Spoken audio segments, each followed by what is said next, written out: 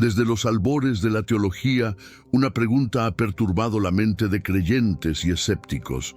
Si Dios es omnipotente, omnisciente y bondadoso, ¿por qué existe el mal? Esta paradoja no es nueva. De hecho, se remonta a las escrituras más antiguas y ha sido tema de debate entre los más grandes pensadores de la historia.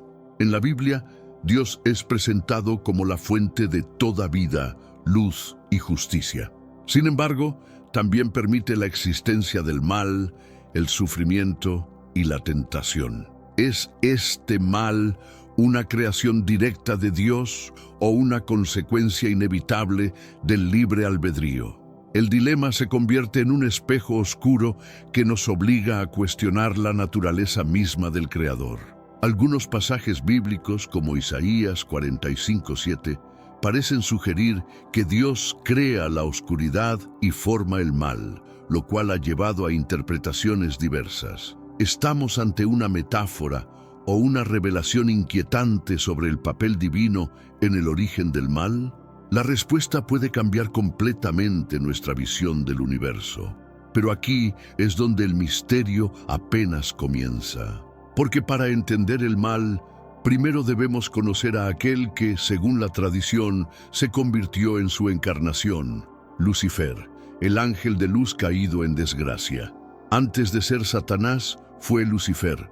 Su nombre, que significa portador de luz, refleja la majestuosidad que una vez tuvo en los cielos. La Biblia lo describe como una creación perfecta, dotada de belleza, sabiduría y poder. Era uno de los querubines más cercanos al trono de Dios. Ezequiel 28:12-15 habla de un ser celestial adornado con piedras preciosas, intachable desde el día de su creación. Pero incluso en esta perfección había un potencial oculto para la rebelión. Lucifer no fue creado malvado, sino con la libertad de elegir, una cualidad divina que también podría volverse su perdición. Lo más inquietante no es su poder, sino su deseo de más. No le bastó con estar cerca de Dios, anheló ser como Él. Esa ambición encendió la chispa que lo separaría de la luz para siempre. Y así, el más glorioso de los ángeles comenzó a escribir su caída. Este punto es crucial para entender la génesis del mal, no como una creación directa, sino como una distorsión voluntaria de lo que fue creado bueno. El mal, entonces, nació en el corazón de una criatura libre. El orgullo es la semilla del caos, y en Lucifer fue la raíz de su caída. Isaías 14:12-15 retrata su deseo de ascender por encima de las estrellas de Dios, de sentarse en el monte de la asamblea, de ser como el Altísimo. Pero su sueño se convirtió en condena. Este pecado, tan humano y a la vez tan celestial, lo llevó a desafiar el orden divino. La rebelión de Lucifer no fue impulsiva, fue premeditada, nacida del descontento con su posición y alimentada por su belleza y sabiduría.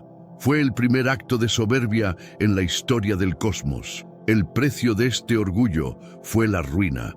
Lucifer fue expulsado del cielo, su luz se tornó oscuridad y su nombre se convirtió en sinónimo de maldad. Así, el ángel de luz se transformó en el adversario, el acusador, el tentador de la humanidad. Pero su historia no terminó con la caída. De hecho, fue solo el principio de una guerra eterna entre la obediencia y la rebelión, entre el cielo y el infierno. Imagina un momento en que el cielo, ese lugar de paz eterna, se vio sacudido por una rebelión. Apocalipsis 12:7-9 describe una guerra celestial, Miguel y sus ángeles luchando contra el dragón y sus huestes. Este dragón no es otro que Satanás, el mismo Lucifer. Este levantamiento no fue simbólico, fue real, devastador, y dejó cicatrices en la estructura del cielo mismo. Ángeles, creados para servir, tomaron partido. Un tercio de ellos eligió seguir a Lucifer, convencidos por su carisma y visión de un nuevo orden celestial. Fue la primera gran división del universo, el nacimiento de la dualidad espiritual. La existencia de una oposición dentro del mismo paraíso muestra que incluso entre seres divinos, la libertad implica riesgo. Dios permitió que esta guerra ocurriera, reafirmando el valor sagrado del libre albedrío, y así comenzó el exilio del mal, no destruido, sino expulsado, no aniquilado, sino relegado a un nuevo papel, el de oponente perpetuo de la humanidad. La caída de Lucifer fue más que una expulsión, fue una transformación existencial. El que una vez brilló como estrella matutina, ahora era la sombra que se arrastraba en el polvo del universo. El paraíso ya no le pertenecía, ahora su reino sería el abismo. Judas 1:6 nos habla de ángeles que no conservaron su dignidad y que fueron encadenados en prisiones eternas. Lucifer fue arrojado a la tierra, pero su influencia trascendió los reinos físicos. Allí comenzaría su obra más destructiva, la corrupción del alma humana. Su caída marcó el inicio de una era de oscuridad espiritual. Satanás no solo perdió su lugar en el cielo, sino que se convirtió en el símbolo del rechazo a Dios. Su nombre, su historia y su propósito cambiarían para siempre, pero su exilio no fue el final. Fue apenas el inicio de una nueva narrativa. En este mundo actual, vemos cada vez más personas yendo en contra de los principios tradicionales, y parece que lo inmoral está cada vez más presente. Es común sentirse desorientado y sin rumbo. Sin embargo, aún existe un camino para recuperar la verdadera esencia y restablecer los principios éticos en nuestra rutina diaria. Si te sientes perdido en medio de la confusión y deseas más claridad, tenemos algo especial para ti, un recurso creado especialmente para ayudarte a comprender el significado de estos desafíos actuales y enfrentarlos con sabiduría y valentía. Este es el verdadero valor de Caminos de la Revelación, descifrando la Biblia por completo, un camino hacia la claridad y la serenidad a través de sus enseñanzas. Lo mejor de todo es que está disponible ahora, como un regalo, en el primer comentario fijado. No pierdas esta oportunidad de transformar tu vida y descubrir el propósito genuino de estos desafíos. Ahora volvamos al tema principal del vídeo, la del adversario oculto, el manipulador silencioso, el arquitecto del mal que aún reina en las sombras de nuestro mundo. El nombre Satanás no aparece como un simple título, sino como una identidad construida a partir de su función: adversario, acusador, oponente. En el hebreo original, Ha-Satán significa precisamente eso, el que se opone. Pero, ¿a quién se opone? A Dios, sí, pero sobre todo a la humanidad, a su creación más amada. Desde su caída, Satanás se convirtió en el enemigo por excelencia del ser humano. Su objetivo no es solo oponerse a Dios, sino arrastrar consigo a los hijos de la creación, corromper lo bueno, sembrar duda, miedo y desesperanza. En este sentido, Satanás no es solo un personaje, es un principio activo de desorden. Pero antes, comparte este video con alguien a quien aprecias. Nuestra misión más grande en la tierra es difundir la palabra del Señor. ¿Sabías que muchas personas carecen de conocimientos por falta de contenido adecuado? Envíalo a ese grupo de WhatsApp o públicalo en Facebook. Estoy seguro de que no te arrepentirás. Y si te gustan videos como este, comenta abajo "Quiero más". Así sabré si realmente lo disfrutas y definitivamente traeré contenido nuevo similar. Job 1 y Zacarías 3 lo presentan como un fiscal celestial, alguien que busca exponer las debilidades humanas y ponerlas a prueba. No actúa sin límites, pero sus acciones son devastadoras. Su poder no reside tanto en la fuerza como en la manipulación, en la capacidad de incitar al error y distorsionar la verdad. Satanás no es omnipresente, pero su influencia es vasta. Su guerra ya no se libra en los cielos, sino en los corazones. Y en esta nueva batalla, cada ser humano se convierte en un campo de guerra espiritual. En el centro del jardín del Edén, un escenario aparentemente idílico, se desarrolla uno de los momentos más oscuros de la humanidad, la primera tentación. Una serpiente astuta, más que todos los animales del campo, se acerca a Eva y siembra la duda. ¿De veras Dios ha dicho? La serpiente no actúa como un simple animal. Representa una inteligencia perversa, una voluntad deliberada de subversión. La tradición cristiana identifica a esta serpiente con Satanás, enmascarado, iniciando su plan maestro: provocar la caída del ser humano a través del deseo de conocimiento y poder. El diálogo en Génesis 3 no es solo una conversación, sino una batalla teológica. Satanás ofrece una visión alternativa de la realidad, que Dios está ocultando algo, que el ser humano puede ser como Dios. Y Eva, al elegir, arrastra consigo a Adán y abre las puertas al pecado original. Este momento marca la entrada oficial del mal en el mundo humano. La caída de Lucifer provocó caos celestial. La caída de Adán y Eva trajo caos a la tierra. La tentación no fue fuerza bruta, sino seducción espiritual. Y desde entonces, la humanidad camina con cicatrices invisibles. El debate sobre el mal ha dividido filósofos, teólogos y creyentes por siglos. ¿Es el mal una parte esencial del universo o una elección libre que se desvía del bien? ¿Fue Lucifer predestinado a caer o fue su decisión un acto de libre albedrío absoluto? La Biblia parece favorecer la idea de la libertad. Tanto ángeles como humanos fueron dotados de voluntad propia. No fueron creados como autómatas, sino como seres capaces de amar y por lo tanto de rebelarse. Esta capacidad de elegir es lo que hace que el amor, la obediencia y la fe tengan verdadero valor. Pero si Dios sabía que Lucifer caería, ¿por qué lo creó? Esta pregunta nos lleva al límite de la comprensión humana. Algunos creen que la existencia del mal sirve a un propósito mayor, como parte de un plan divino que culmina en redención. Otros ven en ello una prueba de la justicia divina. Sin posibilidad de elección, no hay verdadera moralidad. El mal, entonces, no sería un ente creado, sino una consecuencia inevitable de la libertad, una sombra proyectada por la luz. Y mientras haya libre albedrío, el mal seguirá rondando, esperando ser elegido. Lucifer no cayó solo. Un tercio de los ángeles del cielo eligieron seguirlo en su rebelión, según Apocalipsis 12:4. Estos seres, que alguna vez contemplaron el rostro de Dios, se dejaron llevar por el carisma de su líder y compartieron su destino, la caída. Estos ángeles caídos se convirtieron en demonios, entidades espirituales que ahora operan bajo el mando de Satanás. Ya no sirven al bien ni a la luz, sino que buscan corromper, engañar y destruir.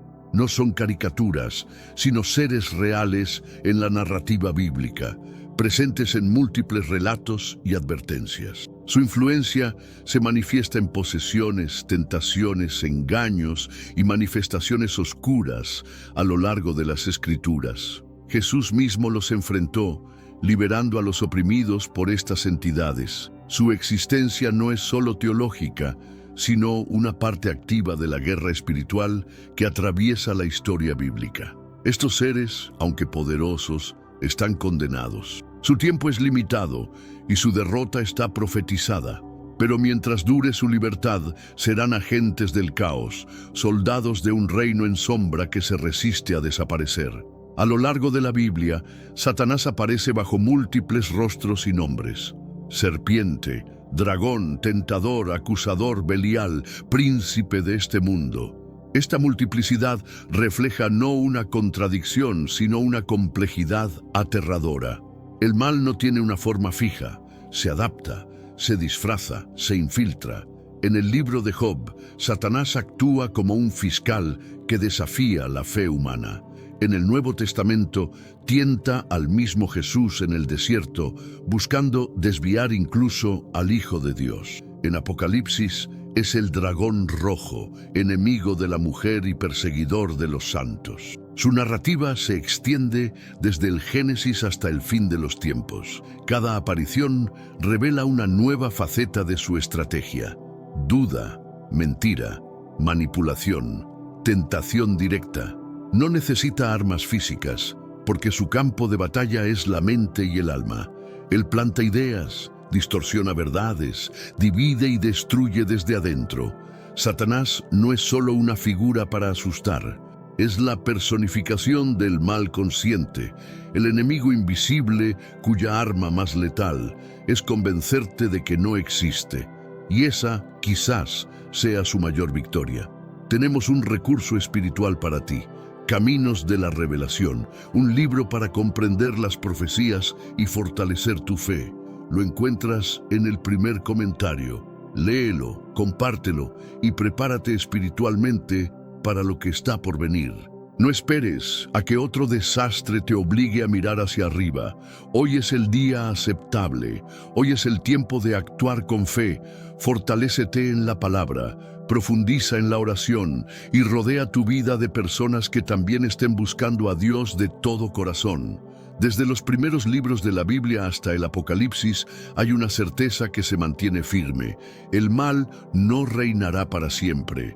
Dios ha decretado juicio sobre Satanás y sus huestes. Su destino final no es el dominio eterno, sino la destrucción absoluta. En Apocalipsis 20:10 se describe un destino implacable. El diablo será lanzado al lago de fuego y azufre, donde será atormentado día y noche por los siglos de los siglos. Esta no es solo una metáfora, es una sentencia escrita en el corazón del plan divino, una promesa de justicia definitiva. El juicio no será inmediato, pero será ineludible. A lo largo del tiempo, Dios permite la existencia del mal, no por impotencia, sino por un propósito mayor. Cada acto de maldad será juzgado y cada acción tendrá su consecuencia. El juicio de Satanás es también el triunfo del bien. No es una lucha de fuerzas iguales, sino el cumplimiento de un proceso en el que Dios demuestra su poder, justicia y amor inquebrantables. El mal tiene fecha de expiración. ¿Puede tener el mal un propósito dentro de un plan perfecto? La pregunta parece blasfema, pero está profundamente arraigada en la teología bíblica. Satanás, aunque enemigo declarado, cumple un rol paradójico. Prueba la fe, revela la corrupción y a veces incluso cataliza la redención. En el libro de Job, por ejemplo, es Satanás quien pone a prueba la fidelidad del hombre justo. Y aunque actúa con crueldad, su presencia desencadena una revelación más profunda de la gloria y el poder de Dios. En cierto sentido, el mal actúa como contraste necesario para que el bien brille aún más. Dios no crea el mal, pero lo permite. Esta permisión no es debilidad, sino sabiduría. Como el orfebre que refina el oro con fuego, Dios permite que la prueba purifique a su pueblo. Satanás se convierte así en un instrumento involuntario dentro de un plan que él mismo no comprende. Este concepto no justifica el mal, pero sí lo enmarca dentro de una narrativa cósmica donde cada elemento, incluso el adversario, tiene un lugar en la historia que conduce a la victoria del bien.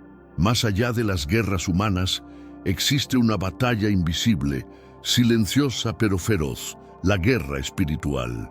Efesios 6:12 nos recuerda que no luchamos contra carne ni sangre, sino contra principados, potestades y fuerzas espirituales de maldad en las regiones celestes.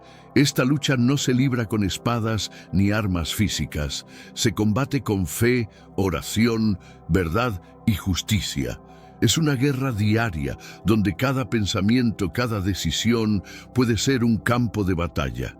Y en ella Satanás y sus demonios actúan como estrategas implacables, buscando debilitar la fe y destruir la esperanza. El creyente no está solo. Dios ha provisto una armadura espiritual para resistir los ataques del enemigo. Pero el peligro es real. Y subestimarlo puede ser fatal. Ignorar la existencia de esta batalla es ya una forma de perderla.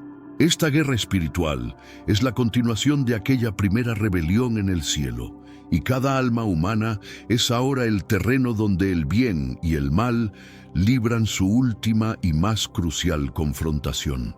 El Nuevo Testamento no suaviza la figura de Satanás. Al contrario, la define con mayor precisión. Él es el tentador en el desierto, el padre de la mentira, el ladrón que viene a matar, robar y destruir. Su rol se vuelve más directo, más agresivo y al mismo tiempo más sutil. En Mateo 4 vemos a Satanás tentando a Jesús mismo, ofreciendo poder, fama y gloria si se postra ante él. Esta escena no es simbólica, es la confrontación suprema entre la luz y la oscuridad, donde el Salvador vence donde Adán cayó. También lo vemos entrando en Judas, incitando la traición y rondando como león rugiente, buscando a quien devorar. Su función ya no es solo acusar desde lejos, ahora busca corromper desde dentro, infiltrarse, confundir y dividir. El Nuevo Testamento deja claro: Satanás ya ha sido vencido por la cruz, pero su influencia sigue operando hasta que llegue el cumplimiento final de su condena. Mientras tanto, sigue siendo el enemigo número uno del alma. El libro del Apocalipsis es la culminación de toda la narrativa bíblica, y en su centro se encuentra la derrota definitiva del mal. En sus páginas se desatan juicios, se abren sellos, suenan trompetas, y el gran dragón, Satanás, es finalmente enfrentado por el poder de Dios. La visión de Juan no es solo cataclísmica, es también esperanzadora. Describe la caída de Babilonia, la victoria del Cordero y la creación de un nuevo cielo y una nueva tierra donde no habrá más llanto ni dolor. El mal, personificado en Satanás, será destruido para siempre. En Apocalipsis 20 se revela el final del enemigo. Será arrojado al lago de fuego, junto con la bestia y el falso profeta. Ya no habrá más tentación, más engaño, más oscuridad. Es la restauración del orden original, pero con una humanidad ahora redimida y consciente de su valor. Este final no es solo justicia, es redención total. El ciclo iniciado con la caída de Lucifer termina con su juicio, y la historia humana se une con la eternidad divina en un triunfo que resuena por los siglos. La figura de Lucifer ha trascendido los textos sagrados para convertirse en un símbolo poderoso dentro del arte, la literatura y el cine. Desde El paraíso perdido de John Milton hasta series como Lucifer o Supernatural, el ángel caído es retratado como algo más que un villano. Es complejo, seductor, trágico.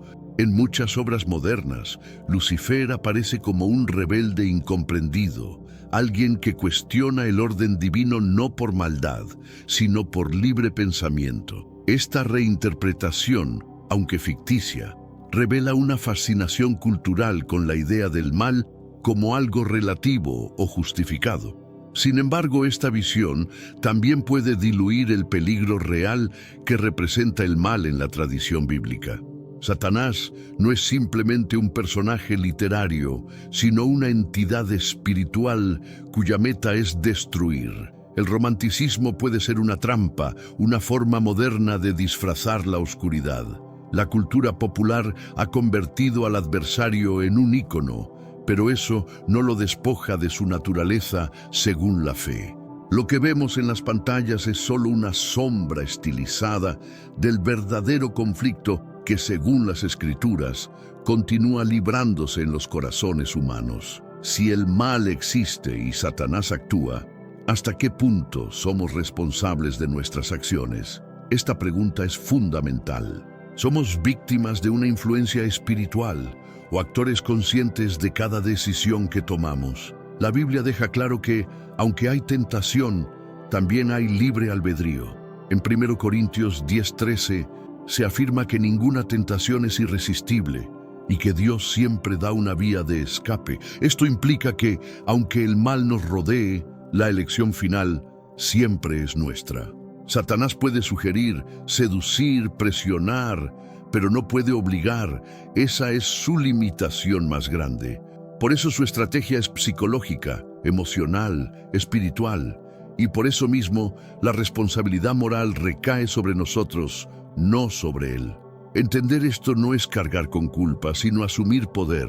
Cada elección es una oportunidad de resistir, de afirmar el bien, de alinearse con la luz. En el campo de batalla del alma, cada acto cuenta.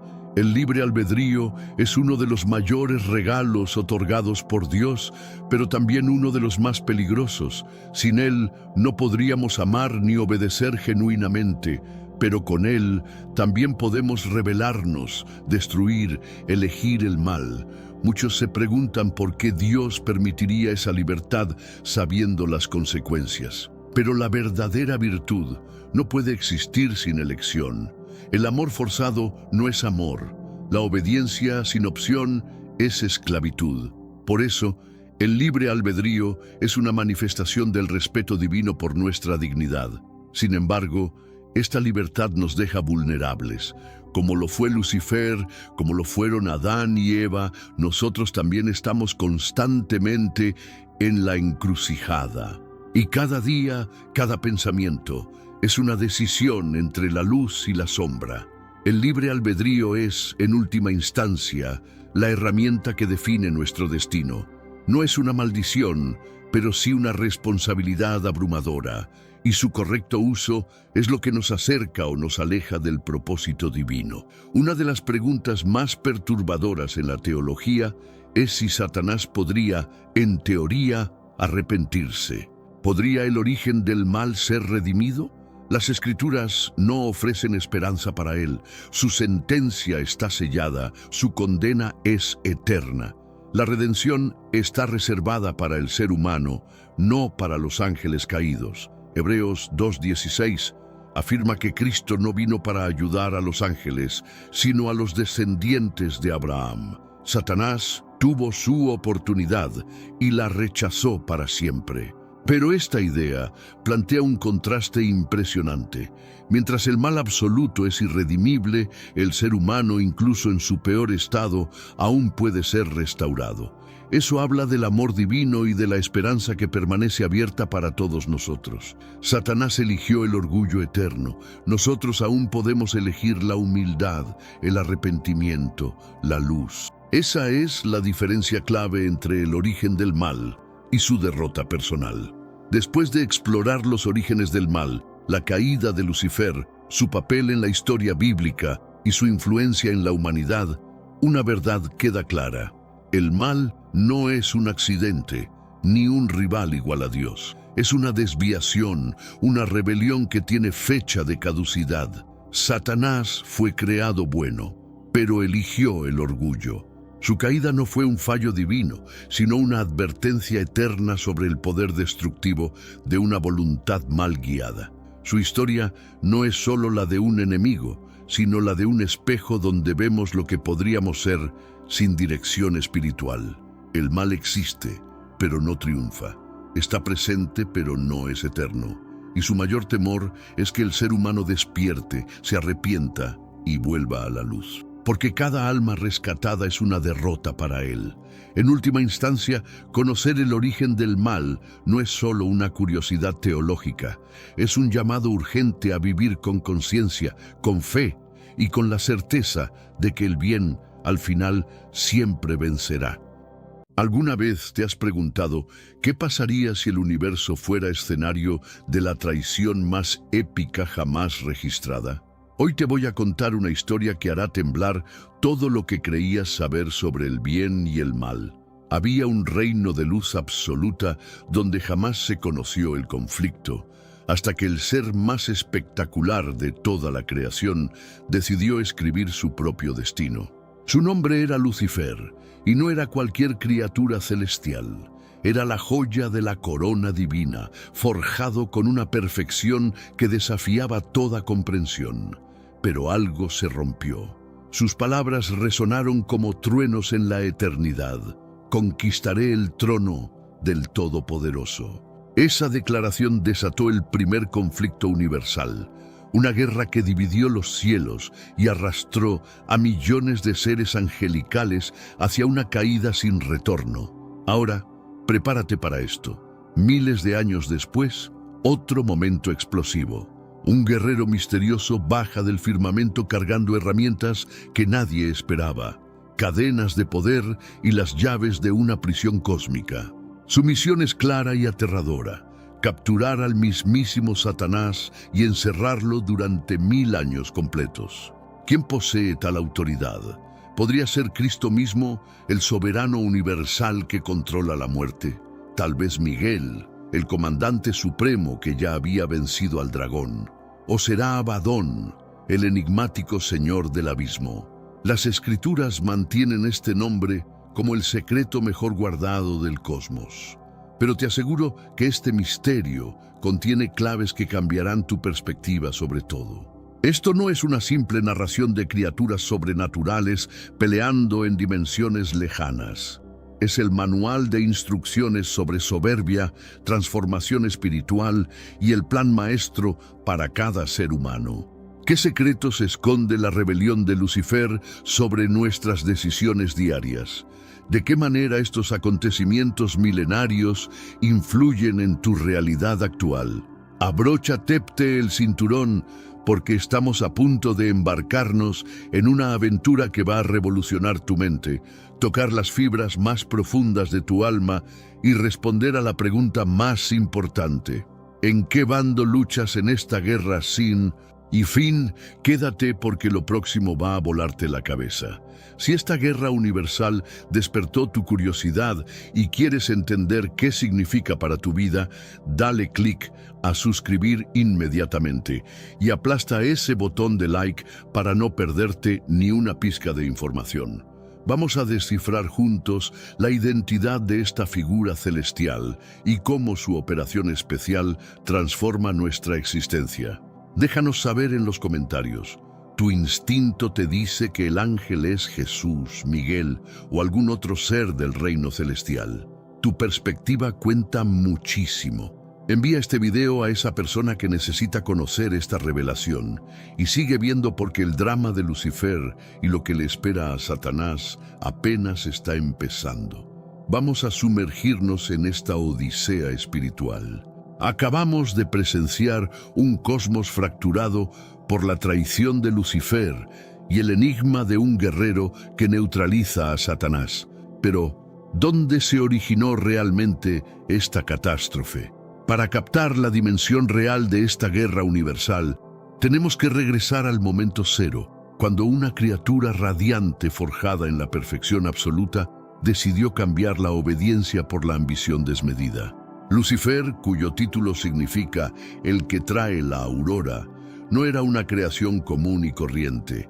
Era la obra de arte suprema del reino celestial, un espejo viviente de la magnificencia divina, ubicado tan cerca del trono sagrado que su resplandor bañaba toda la dimensión celestial. Las escrituras en Ezequiel 28:12 lo pintan como la culminación de la perfección, rebosante de sabiduría y hermosura sin igual, decorado con gemas que centelleaban como galaxias enteras. Como querubín consagrado, su función era intocable: custodiar el trono sagrado, actuar como vigilante del templo celestial y proyectar la grandeza del arquitecto supremo. Visualiza esto: una inteligencia que abarcaba océanos de conocimiento, con acceso a los secretos más profundos de la existencia, dirigiendo ejércitos angelicales con una voz que vibraba en armonía perfecta. Su belleza trascendía lo físico. Era una expresión tangible de la gloria divina, como si fuera un cristal viviente que reflejaba lo sagrado. Lucifer conocía perfectamente su estatus. Observaba la reverencia que otros ángeles le mostraban, experimentaba el poder de su rango elevado, pero algo comenzó a corromperse en su núcleo. La misma inteligencia que lo hacía excepcional sembró una semilla venenosa. ¿Por qué aceptar que existiera alguien superior a él? Si poseía tal magnificencia, tal perfección, ¿por qué no aspirar a igualar al arquitecto? Ezequiel 28:17 captura el momento de quiebre. Tu corazón se llenó de orgullo por tu hermosura y tu sabiduría se corrompió a causa de tu esplendor.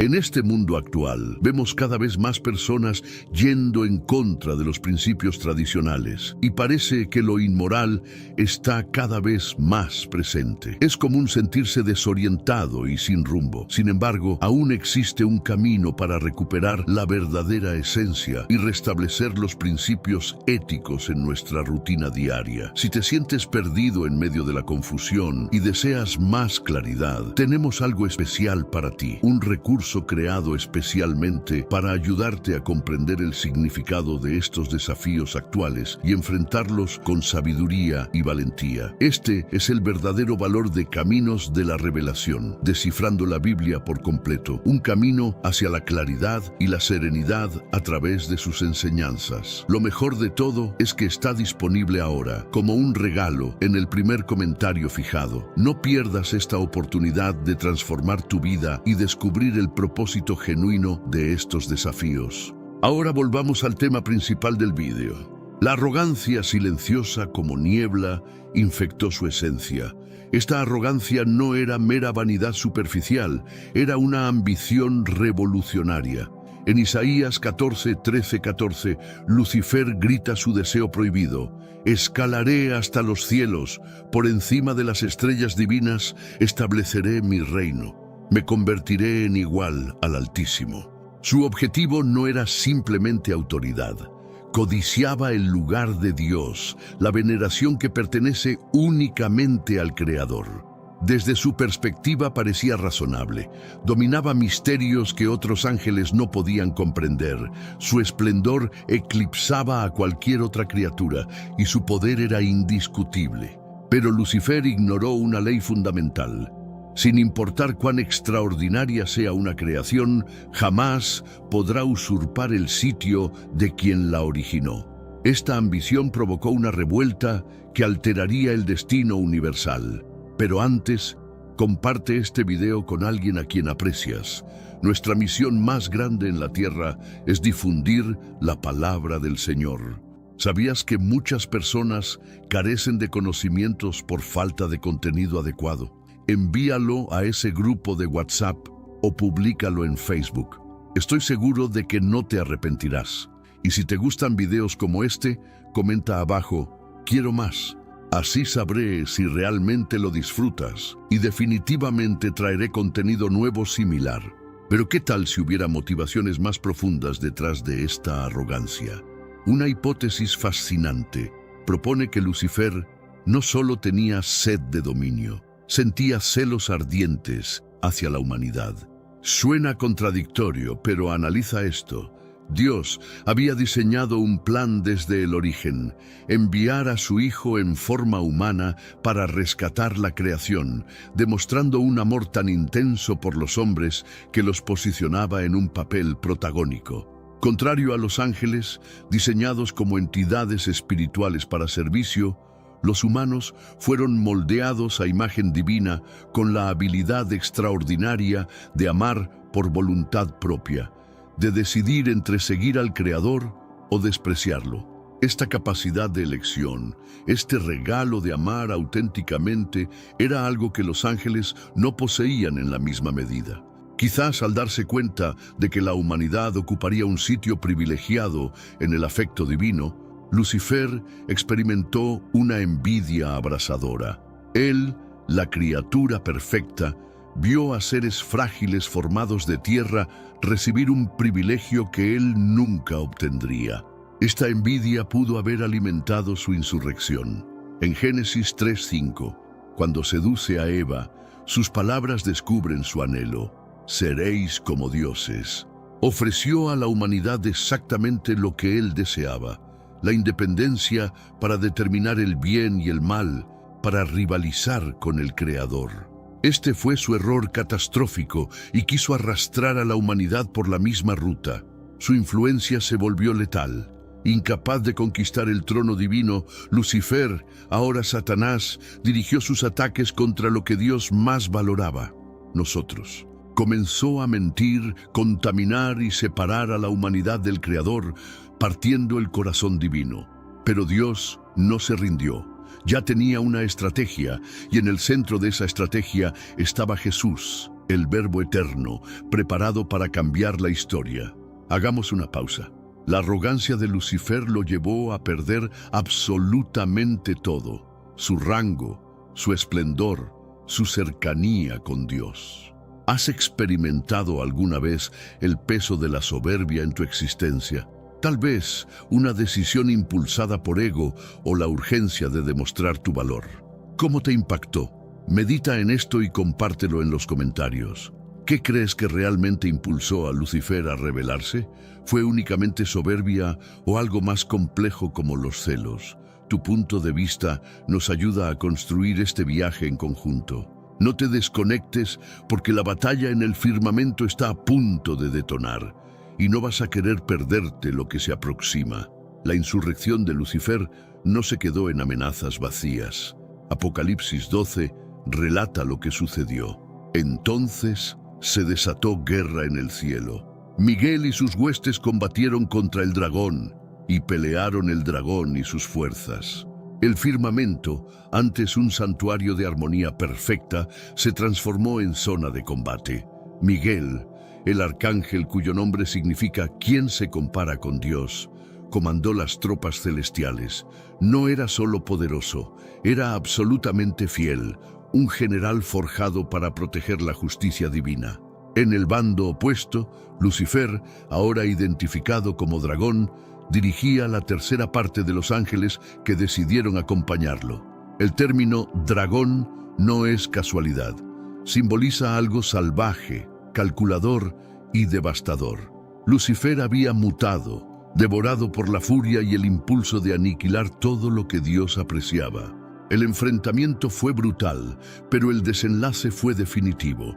Miguel y los ángeles leales triunfaron, y Lucifer fue arrojado de los cielos a la tierra como un rayo, tal como Jesús relata en Lucas 10:18. No descendió en soledad.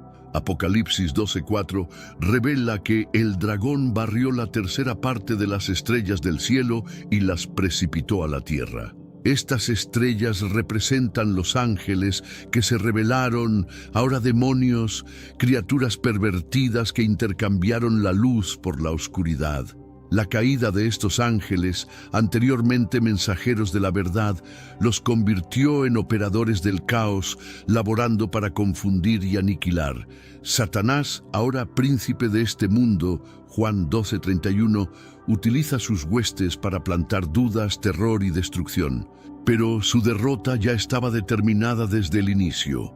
¿Por qué Dios permitió esta insurrección? Aquí entra el enigma del libre albedrío.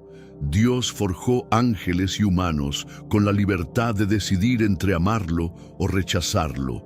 Si Lucifer hubiera sido eliminado instantáneamente, los otros ángeles podrían servir por terror, no por amor. Dios anhela lealtad auténtica, no sumisión forzada. Sabía que Lucifer lo traicionaría, pero permitió su decisión, igual que permite las nuestras.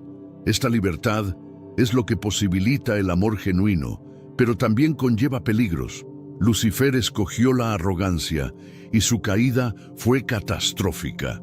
Perdió su gloria, su posición y se convirtió en el adversario, el enemigo de todo lo que es noble. Visualiza la escena: un firmamento en guerra, ángeles combatiendo y Lucifer precipitándose como un rayo. Es sobrecogedor, ¿no? Pero ahora reflexiona: si incluso un ángel tan magnífico se perdió por soberbia, ¿qué nos revela esto sobre nosotros? ¿Has meditado alguna vez sobre cómo la gratitud y la humildad pueden transformar nuestra visión?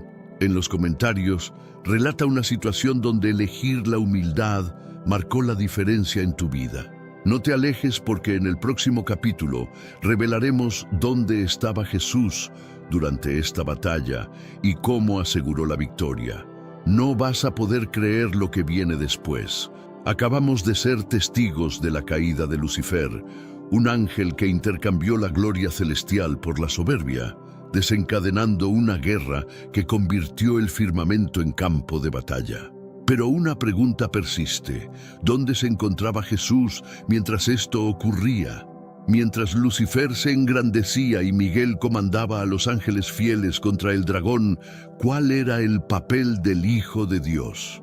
La respuesta es tan impactante como inesperada y nos transporta al núcleo del diseño divino, donde el amor por la humanidad resplandece más intensamente que cualquier rebelión. Jesús no era un observador pasivo en aquella guerra cósmica.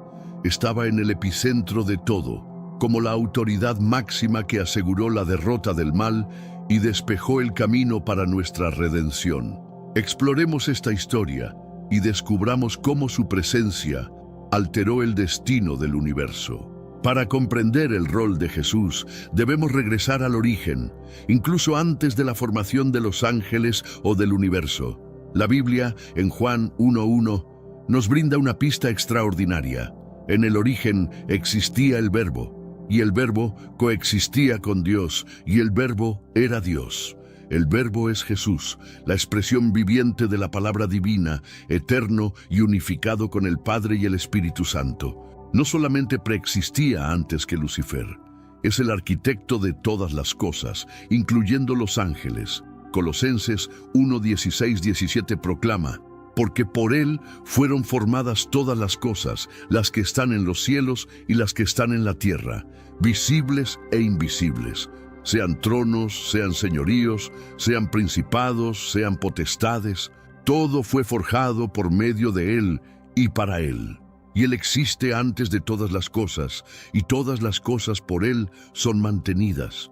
Esto significa que Lucifer, con toda su magnificencia y sabiduría, fue forjado por Jesús. Cuando el ángel rebelde desafió al Creador, desafió a quien le había otorgado existencia. Pero ¿por qué Jesús no intervino directamente, aniquilando a Lucifer en el momento de su traición? Aquí entra uno de los mayores enigmas del plan divino: el libre albedrío. Dios forjó ángeles y humanos con la libertad de decidir entre amarlo o despreciarlo. Si Jesús hubiera destruido a Lucifer inmediatamente, los otros ángeles podrían obedecer por temor, no por amor auténtico. Dios desea lealtad sincera, un amor que surge de la elección, no de la intimidación. Así como permitió que Judas lo traicionara conociendo su plan, Jesús permitió que Lucifer siguiera su rumbo. Esta libertad es lo que hace posible el amor verdadero, pero también acarrea consecuencias. Lucifer eligió la soberbia y su caída fue inevitable. Cuando la guerra estalló en el firmamento, descrita en Apocalipsis 12, Miguel y los ángeles fieles enfrentaron al dragón y sus seguidores. Pero la victoria no emanó únicamente de la fuerza de Miguel. Apocalipsis 12:10 proclama: ahora ha llegado la salvación, el poder y el reino de nuestro Dios y la autoridad de su Cristo. Esto nos demuestra que la derrota de Lucifer fue sellada por la autoridad de Jesús. No solo presenció la batalla, la dirigió como el comandante supremo de los ejércitos celestiales. Lucas 10:18 refuerza esta idea con Jesús declarando: yo contemplaba a Satanás precipitarse del cielo como un rayo. Estas palabras no provienen de un espectador neutral. Revelan que Jesús estaba completamente consciente y en control, garantizando que el dragón fuera lanzado a la tierra, despojado de su gloria. Pausa un momento y reflexiona. Saber que Jesús desde el principio tenía autoridad sobre Lucifer y aún así eligió rescatarnos. No es extraordinario. Vio emerger el mal y aún así diseñó la redención de la humanidad. Esto te hace sentir cuánto te ama. En los comentarios, comparte qué significa para ti saber que Jesús controla todo, incluso en las batallas más grandes. No te alejes porque apenas estamos comenzando a revelar el papel de Jesús, y lo que viene después te va a impactar aún más. Pero el papel de Jesús trasciende el garantizar la derrota de Lucifer. Él es el núcleo del plan de Dios para la humanidad. Y es aquí donde la historia se vuelve aún más personal. Mientras Lucifer cayó por querer ser más de lo que era, Jesús eligió el camino contrario. Hebreos 2:14 nos dice que se hizo humano, compartiendo nuestra carne para destruir el poder de la muerte y liberarnos. ¡Qué contraste extraordinario! Lucifer quiso ascender a los cielos y cayó. Jesús descendió del cielo y nos elevó. Este amor sacrificial es la esencia del Evangelio y estaba operando incluso durante la rebelión celestial. Dios sabía que la humanidad, tentada por Satanás, necesitaría un Salvador. Jesús no solo observó la caída del dragón, ya preparaba el plan que culminaría en la cruz. ¿Por qué la humanidad era tan valiosa para Dios? Porque fuimos forjados a su imagen, con la capacidad única de amarlo libremente. A diferencia de los ángeles que sirven por diseño, los humanos pueden elegir amar o rechazar al Creador. Tenemos un recurso espiritual para ti, Caminos de la Revelación, un libro para comprender las profecías y fortalecer tu fe. Lo encuentras en el primer comentario. Léelo, compártelo y prepárate espiritualmente para lo que está por venir. No esperes a que otro desastre te obligue a mirar hacia arriba. Hoy es el día aceptable. Hoy es el tiempo de actuar con fe. Fortalécete en la palabra, profundiza en la oración y rodea tu vida de personas que también estén buscando a Dios de todo corazón. Esta libertad emocionó el corazón de Dios, pero también provocó la envidia de Lucifer. Cuando vio que los humanos ocuparían un lugar especial en el plan divino, su rebelión ganó un nuevo objetivo. Expulsado de los cielos, Satanás dirigió su furia contra nosotros. No podía alcanzar el trono de Dios, entonces atacó lo que Dios más amaba. En Génesis 3, engañó a Eva, prometiendo que sería como Dios, el mismo deseo que lo consumía. Desde entonces, Satanás trabaja para alejarnos del Creador, sembrando mentiras, terror y destrucción. Pero Jesús nunca nos abandonó. Su autoridad es absoluta, como declara en Mateo 28:18, después de la resurrección. Toda potestad me ha sido conferida en el cielo y en la tierra. Cuando Lucifer intentó usurpar la gloria de Dios, fue la soberanía de Jesús la que garantizó su derrota. Cuando Miguel luchó contra el dragón, fue bajo el comando de Cristo que la justicia prevaleció. Y cuando Satanás cayó, Jesús ya planeaba la redención que nos alcanzaría. Él es el Creador, el Rey, el Salvador que intercambia su trono por una cruz para traernos de vuelta al Padre. Esta es la belleza del plan divino, donde la soberbia destruye, el amor restaura. Reflexionemos juntos. Dios valora tanto nuestra libertad de elección que permitió incluso la rebelión de Lucifer. ¿Cómo estás utilizando tu libertad hoy? ¿Ya tomaste una decisión que te acercó o te alejó de Dios? En los comentarios, comparte una decisión que marcó tu jornada espiritual. No pierdas el próximo capítulo. Descubriremos quién es el ángel misterioso que aprisiona a Satanás en Apocalipsis 20. ¿Será Jesús, Miguel o algo completamente inesperado? Mantente conectado porque el misterio está a punto de intensificarse. Acabamos de ver a Jesús en el epicentro de la batalla celestial, asegurando la derrota de Lucifer con su autoridad suprema mientras diseñaba la redención de la humanidad. Su decisión de descender en humildad en lugar de buscar exaltación como el dragón nos demuestra el poder del amor divino. Pero la saga del conflicto entre el bien y el mal no concluye con la caída de Satanás del firmamento. Milenios después, la Biblia nos transporta a un momento escalofriante descrito en Apocalipsis 20. Un guerrero misterioso desciende portando una cadena reluciente y la llave de un abismo tenebroso, encarcelando a Satanás por 1000 años. ¿Quién es esta figura enigmática que revela su operación sobre el plan de Dios y cómo este evento tan distante impacta nuestra vida actual? Exploremos este misterio, analicemos las teorías sobre la identidad de este ángel y descubramos el impacto de un mundo sin el embaucador.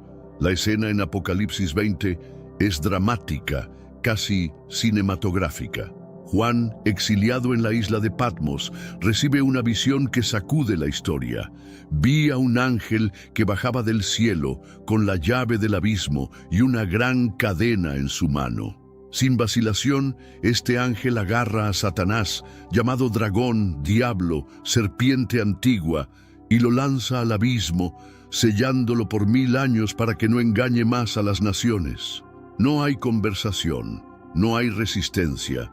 Es una acción directa, implacable, como si el destino del mayor adversario de Dios se cumpliera en silencio. Este momento marca un cambio radical. El caos que Satanás sembró desde el Edén se pausa, y el mundo respira sin el susurro del tentador. Pero la pregunta que resuena es, ¿quién tuvo autoridad para ejecutar tal hazaña? La Biblia no revela el nombre del ángel, y este silencio es lo que hace la escena tan intrigante. Su identidad no es decorativa, es fundamental para entender la autoridad detrás de la misión. Exploremos las principales teorías, comenzando por la más impactante. ¿Y si este ángel fuera el propio Jesús? En Apocalipsis 1:18, Cristo glorificado declara: «Yo soy el que vivo, y estuve muerto, mas he aquí que vivo por los siglos de los siglos. Amén. Y tengo las llaves de la muerte y del Hades». Esta declaración es poderosa. La llave, en la simbología bíblica, representa dominio absoluto. Quien la posee controla lo que entra y sale. Cuando Juan ve un ángel con la llave del abismo, es natural conectar con Jesús, que ya afirmó poseer tal autoridad. Además, el ángel del Señor en el Antiguo Testamento, que aparece a Agar, Abraham, Moisés y Josué, es frecuentemente interpretado como una manifestación de Cristo antes de la encarnación. Habla con la voz de Dios, recibe adoración y ejerce juicio, características que apuntan a su divinidad. Si Jesús es el ángel, la escena gana una dimensión majestuosa. El mismo que forjó a Lucifer, que vio su caída y planeó nuestra redención, ahora desciende para apresar al enemigo, sellando su derrota final. Pero hay un detalle que intriga. En Apocalipsis 20, el texto no lo llama Cordero, Rey de Reyes o Verbo de Dios, como en otros pasajes. Es simplemente un ángel. ¿Por qué el anonimato? Tal vez Juan, inspirado por Dios, quiso enfatizar la operación, no el título. El silencio puede ser intencional, mostrando que la autoridad divina no depende de etiquetas. Cuando se trata de Dios, hasta el silencio comunica poder. Reflexionemos. Imaginar a Jesús descendiendo con una cadena para apresar a Satanás es impresionante, ¿verdad? ¿Pero te intriga el misterio del anonimato? ¿Quién crees que es este ángel? ¿Jesús con las llaves del infierno u otra figura? En los comentarios, comparte tu teoría. No te alejes porque aún tenemos otras posibilidades fascinantes para explorar, y una de ellas te va a sorprender. Continúa viendo para descubrir quién más podría cumplir esta misión. Otra teoría apunta a Miguel, el arcángel guerrero. Su nombre, ¿quién como Dios?, es una declaración de humildad y lealtad. Miguel no es un ángel común, es un comandante celestial, siempre vinculado a conflictos espirituales intensos. En Daniel 10, enfrenta al príncipe de Persia, una entidad maligna. En Daniel 12, surge como el gran príncipe que protege al pueblo de Dios. Y en Apocalipsis 12, lidera a los ángeles fieles contra el dragón, expulsando a Satanás de los cielos. Dado su historial, Miguel parece un candidato natural. Ya derrotó a Satanás antes. Aprisionarlo sería el desenlace de una larga campaña celestial. Algunos incluso sugieren que Miguel es una manifestación de Jesús en su papel militar, pero otros hacen una distinción clara, viendo a Miguel como un ángel forjado, no divino. Esta teoría es sólida, pero también plantea preguntas. En Apocalipsis 20, el ángel no aparece como un guerrero glorioso, desciende con una llave y una cadena, ejecutando el encarcelamiento de forma fría, casi impersonal. No hay batalla épica, solo un acto de juicio. Esto nos lleva a una posibilidad más audaz. ¿Y si el ángel fuera Abadón, el destructor? En Apocalipsis 9:11, Abadón, cuyo nombre significa destrucción, es descrito como el ángel del abismo. reinando sobre criaturas demoníacas que emergen de allí. A diferencia de Miguel, que lucha en los cielos, Abadón parece gobernar el propio lugar donde Satanás será confinado. No es prisionero, es el guardián. La idea de Abadón como el ángel de Apocalipsis 20 es intrigante. Si el abismo es una prisión cósmica, ¿quién mejor para encerrar a Satanás que su administrador? Pero hay un desafío. Apocalipsis 9 asocia a Abadón con seres demoníacos, lo que lleva a algunos a verlo como maligno. Sin embargo, la Biblia no lo clasifica explícitamente como tal. Dios utiliza ángeles con misiones destructivas como instrumentos de juicio, como el ángel que hirió a los primogénitos en Egipto, Éxodo 12:23. Abadón puede ser uno de esos agentes, temido pero obediente. Si fuera él, el encarcelamiento de Satanás gana una capa de ironía cósmica. El destructor se convierte en el carcelero del destructor, como si el abismo cobrara vida para decir: aquí, Satanás, es tu lugar. Por último, hay quienes defienden que el ángel es simplemente eso, un siervo celestial anónimo, sin nombre o título, cumpliendo la voluntad de Dios. Esta lectura destaca la soberanía divina. No importa quién ejecute la tarea, lo que importa es quién la ordenó. El anonimato refuerza que la gloria pertenece a Dios, no al mensajero. Sea Jesús, Miguel, Abadón o un ángel desconocido, el mensaje es claro. El mal que engañó naciones desde el Edén es silenciado durante 1000 años. Satanás no puede actuar y el abismo, sellado por una orden divina, se convierte en su prisión. El mundo experimenta un silencio impuesto, una pausa en el caos, donde las naciones ya no son engañadas. Imagina un mundo sin las mentiras de Satanás, sin tentaciones susurrando en nuestros oídos. ¿Cómo cambiaría esto tu vida? Tal vez menos dudas, menos conflictos internos. ¿Qué harías con esa libertad? En los comentarios, cuenta cómo la idea de un mundo sin el embaucador te inspira. No pierdas el próximo capítulo. Exploraremos qué sucede durante esos 1000 años y cómo esta historia se conecta con tu vida hoy.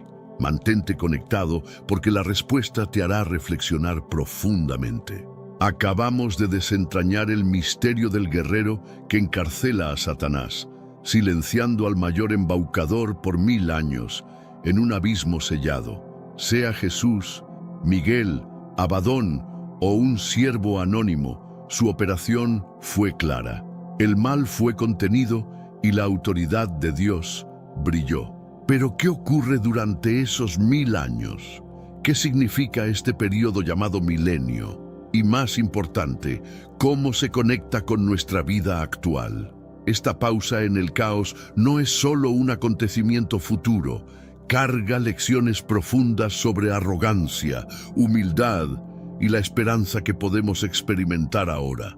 Exploremos el significado del milenio, reflexionemos sobre sus implicaciones y descubramos cómo las historias de Lucifer y Satanás nos desafían a tomar decisiones que resuenan en la eternidad.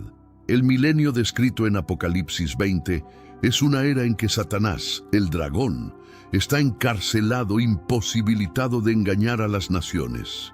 Visualiza un planeta sin el murmullo del tentador, sin las falsedades que fracturan, sin las seducciones que nos apartan del bien. Las Escrituras relatan que es arrojado al abismo, sellado por un decreto divino que ningún ser puede quebrantar. Este sello no es un candado físico, sino una orden celestial, una demostración del poder absoluto de Dios. Durante esta era, el caos que marcó la historia desde la serpiente en el Edén hasta las naciones agitadas por engaños se suspende. Es como si el planeta respirara aliviado, libre de la influencia de aquel que por milenios manipuló reyes, mentes y multitudes. Pero ¿qué es exactamente este milenio? Los eruditos de la Biblia ofrecen diferentes interpretaciones, cada una con sus matices. Los premilenistas creen que será un reinado literal de Cristo en la tierra por 1000 años, una era de paz donde la justicia divina gobierna directamente. Los amilenistas ven el milenio como un período simbólico que representa el reinado de Cristo en los corazones de los creyentes, ya en curso desde su resurrección. Los posmilenistas imaginan una era de progreso espiritual, donde la influencia del Evangelio transforma el mundo antes del retorno final de Cristo. A pesar de las diferencias, un punto es unánime. Durante este tiempo, Satanás está neutralizado. No puede engañar, interferir o sembrar discordia. Esta certeza nos inunda de esperanza. El mal, por más poderoso que parezca, tiene un límite. El milenio nos lleva a reflexionar sobre la soberanía de Dios. Sea quien sea el guerrero que encarceló a Satanás, el verdadero mensaje es que Dios ordenó y el mal obedeció. Esta autoridad es el hilo que conecta la caída de Lucifer al abismo de Apocalipsis 20. Lucifer cayó porque quiso ser Dios. Satanás es encarcelado porque Dios es soberano. La Biblia refuerza esto en Mateo 28:18, donde Jesús dice: «Toda potestad me ha sido conferida en el cielo y en la tierra». Desde la creación hasta el fin de los tiempos, nada escapa a su gobierno. La arrogancia de Lucifer fue aplastada y la rebelión de Satanás fue silenciada. Todo porque el cielo actúa con poder incontestable. Esta soberanía nos trae lecciones prácticas. La historia de Lucifer es una advertencia contra la arrogancia. Proverbios 16:18 nos advierte: «Antes del quebrantamiento está la soberbia, y antes de la caída, la altivez de espíritu».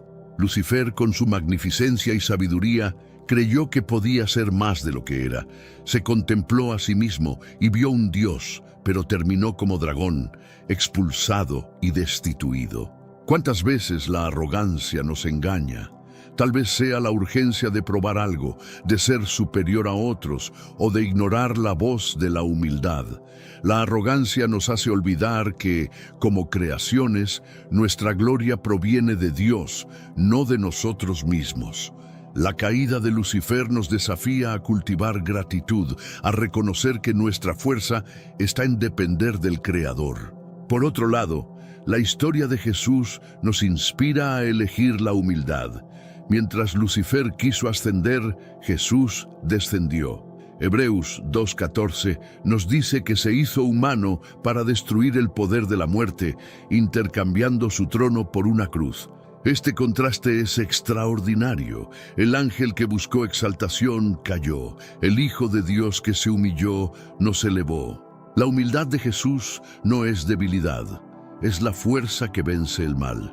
Cuando elegimos humildad, perdonar, servir, escuchar, seguimos el camino de Cristo que transforma corazones y restaura vidas. El encarcelamiento de Satanás refuerza esta verdad. El mal puede rugir, pero la humildad sostenida por Dios siempre triunfa. El milenio también nos ofrece esperanza. Saber que Satanás será silenciado nos recuerda que el mal no es eterno. Las luchas que enfrentamos, dudas, tentaciones, injusticias, tienen un final. Dios está escribiendo la historia y el último capítulo le pertenece. Esta esperanza no es solo para el futuro, nos sostiene hoy. Cuando enfrentamos desafíos, podemos recordar que Jesús, que derrotó a Lucifer y ordenó el encarcelamiento de Satanás, está con nosotros. Nos invita a vivir en la luz, a elegir el amor en vez de la arrogancia, la confianza en vez del temor. Romanos 8:37 nos asegura: antes, en todas estas cosas, somos más que vencedores por medio de aquel que nos amó. Detengámonos un instante. Imagina saber que el mal será silenciado y que Dios está en control. ¿No te llena esto de esperanza? ¿Cómo impacta esta promesa tu fe hoy? Tal vez sea la fuerza para enfrentar un desafío o el valor para elegir la humildad. En los comentarios comparte qué significa para ti la idea del milenio, un tiempo sin el embaucador. No te alejes, porque en el próximo capítulo reuniremos todas estas lecciones y te desafiaremos con una elección que puede cambiar tu vida. Mantente conectado, porque el final tocará tu corazón. Las historias de Lucifer y del guerrero misterioso nos confrontan con una decisión. ¿De qué lado estamos? La arrogancia de Lucifer nos conduce a la destrucción, como vimos en su caída, transformado en demonio que esparce tinieblas. Pero Jesús nos llama a la redención, a la humildad, a la vida.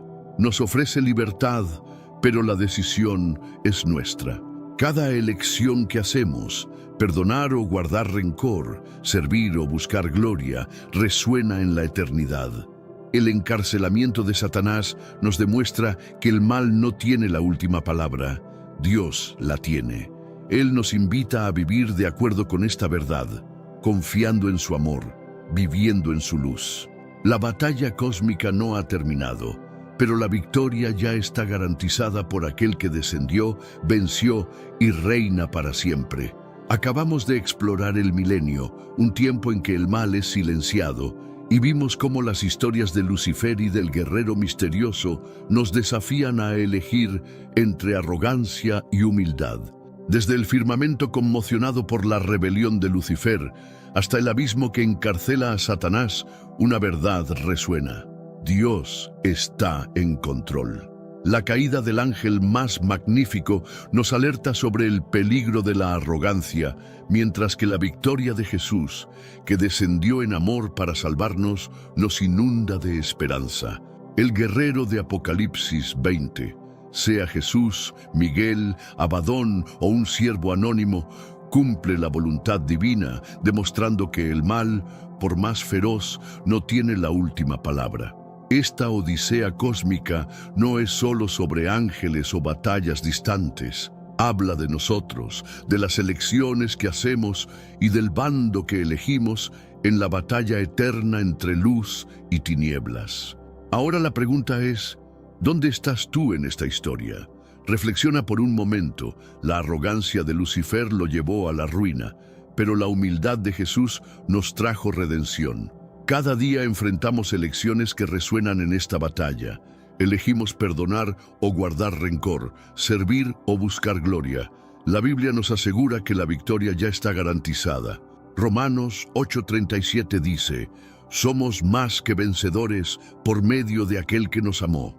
Jesús, que derrotó a Lucifer, encarceló a Satanás y murió por nosotros, nos invita a vivir en la luz. La salvación está disponible hoy y la decisión es tuya. ¿Estás del lado de la luz confiando en el amor de Cristo o dejando que la arrogancia te guíe por caminos inciertos? Esta historia nos recuerda que la luz siempre vence a las tinieblas. El milenio es una promesa de que el mal será silenciado, pero no necesitas esperar para vivir esa esperanza. Elige la humildad, elige el amor, elige a Cristo. Él transformó la cruz en victoria y ofrece libertad a todos los que lo siguen. Entonces, ¿qué vas a hacer con este mensaje? Suscríbete al canal inmediatamente para más contenidos que encenderán tu fe y revolucionarán tu mente. Aplasta ese botón de like si este video impactó tu corazón y envíalo a esa persona que necesita escuchar que el amor de Dios es superior a cualquier mal.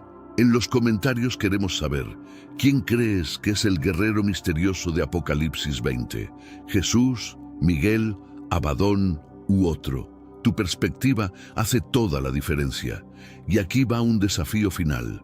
¿Cómo puedes vivir la humildad de Cristo hoy? Tal vez sea pedir perdón, ayudar a alguien o confiar más en Dios. Comparte tu reflexión en los comentarios e inspira a otros. Esta batalla cósmica nos enseña que nuestras elecciones importan. Elige la luz, vive en la libertad que Jesús ofrece y sé parte de la historia que Dios está escribiendo. La luz venció y tú puedes vencer con ella. Hasta la próxima, continúa buscando la verdad y dejando que la esperanza guíe tus pasos. ¿Sabías que el lugar más sagrado del cristianismo podría haber sido construido sobre antiguas tradiciones paganas y rituales que la Iglesia prefirió dejar en el olvido? Durante siglos, historias de cultos solares, dioses olvidados y ceremonias misteriosas permanecieron enterradas bajo piedras santas. Pero, ¿y si todo eso sigue ahí, justo bajo nuestros pies, oculto tras siglos de fe, silencio y conveniencias? En este estudio vamos a descubrir lo que nunca se nos contó sobre este lugar sagrado y por qué la verdad puede ser mucho más compleja de lo que imaginamos. La Ciudad del Vaticano, especialmente el territorio que se extiende bajo la Basílica de San Pedro, no es simplemente un pedazo inocente de tierra consagrada. Es un monumento estratégicamente diseñado que se alza sobre una red de poder enterrado que ha permanecido oculto durante siglos.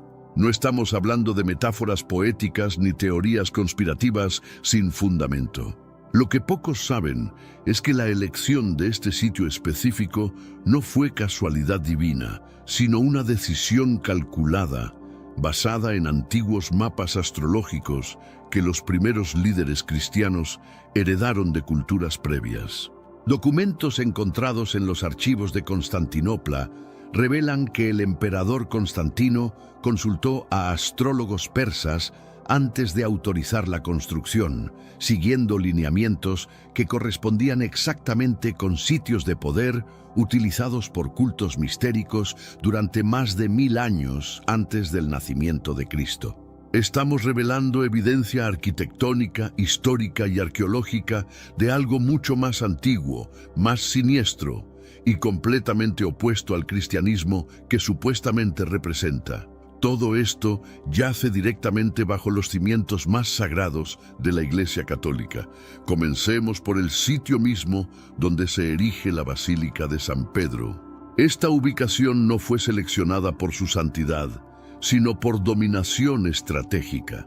Antes de que el cristianismo pusiera sus manos ensangrentadas sobre este territorio, aquí se extendía una necrópolis masiva, una auténtica ciudad de los muertos, repleta de tumbas, sepulcros paganos y rituales funerarios imperiales.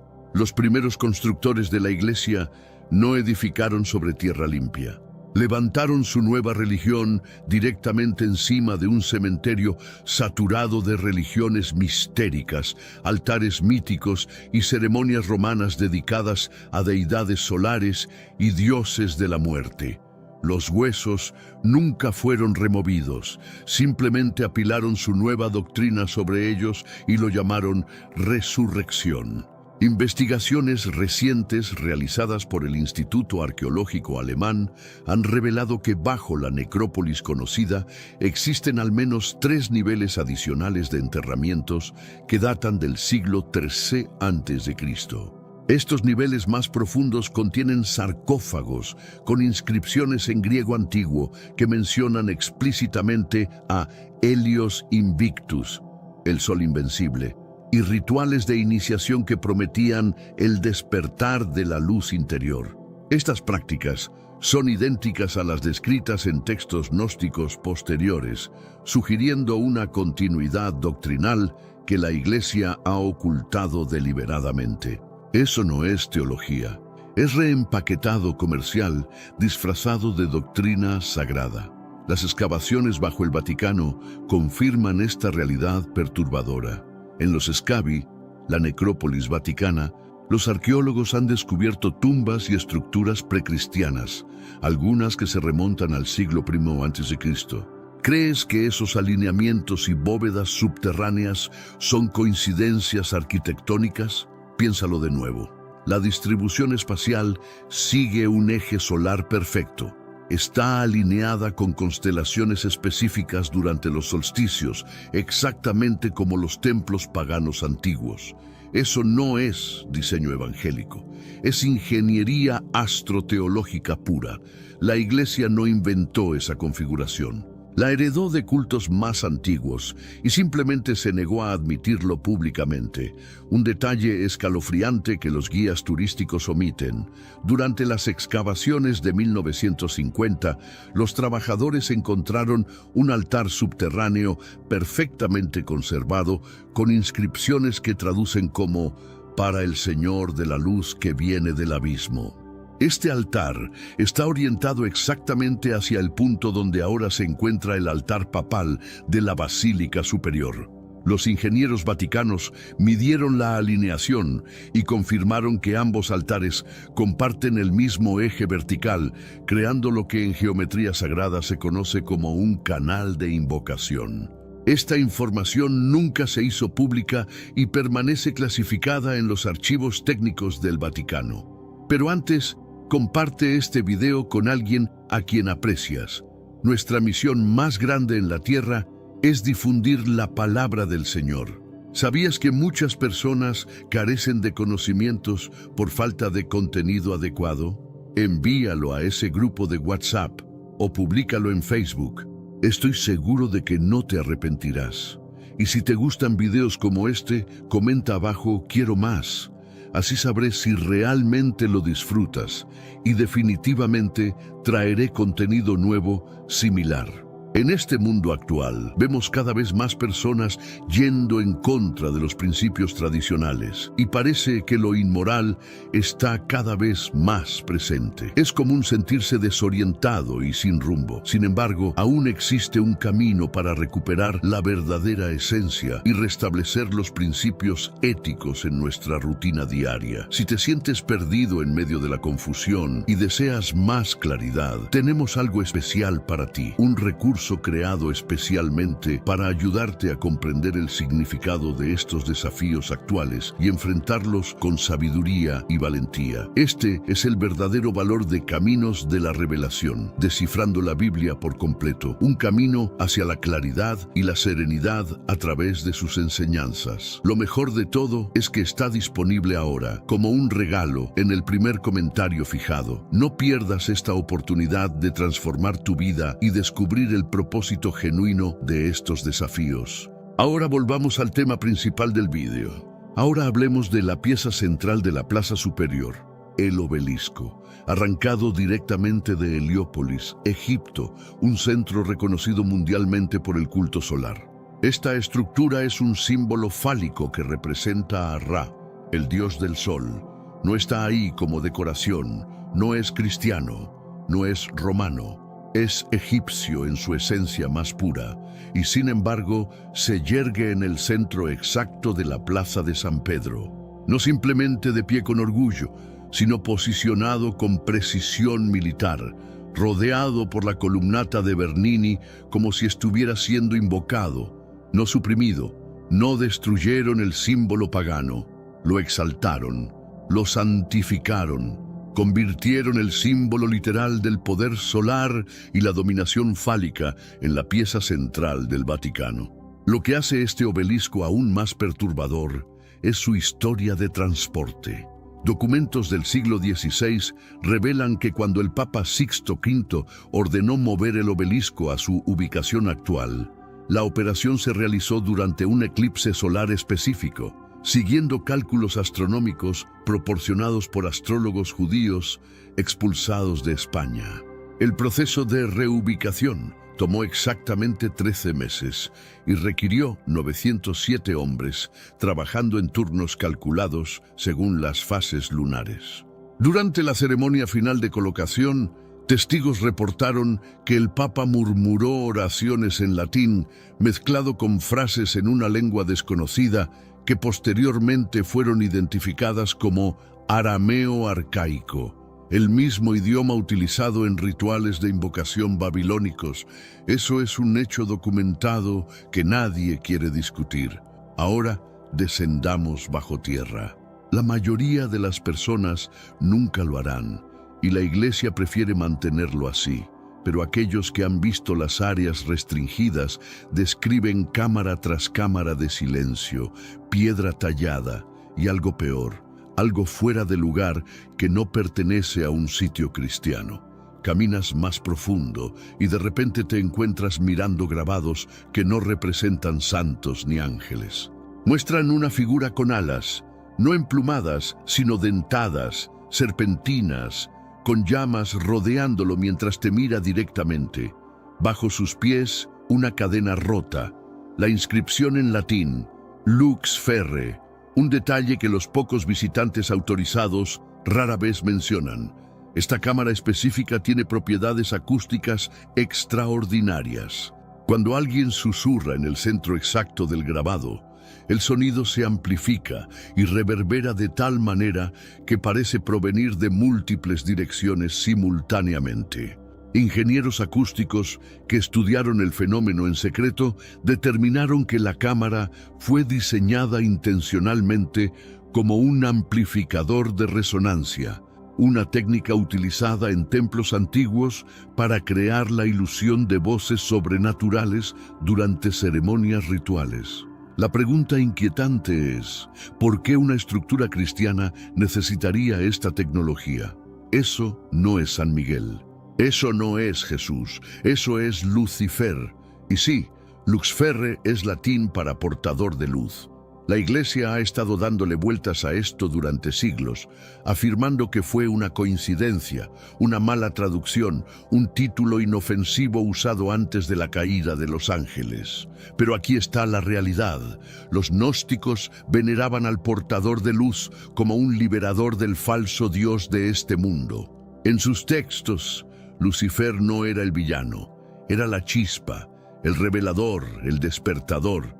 En los textos gnósticos recientemente descifrados de Nag Hammadi, específicamente en el Evangelio de la Verdad y la Pistis Sophia, Lucifer es descrito como aquel que rompe las cadenas de la ignorancia impuesta por el demiurgo. Estos textos, que la Iglesia intentó erradicar completamente, presentan una cosmología donde Yahvé es retratado como un carcelero cósmico y Lucifer como el portador de gnosis, conocimiento, a las almas atrapadas. La coincidencia inquietante es que las descripciones físicas de Lucifer en estos textos antiguos coinciden exactamente con los grabados encontrados bajo el Vaticano, hasta en los detalles más específicos como las alas serpentinas y las cadenas rotas.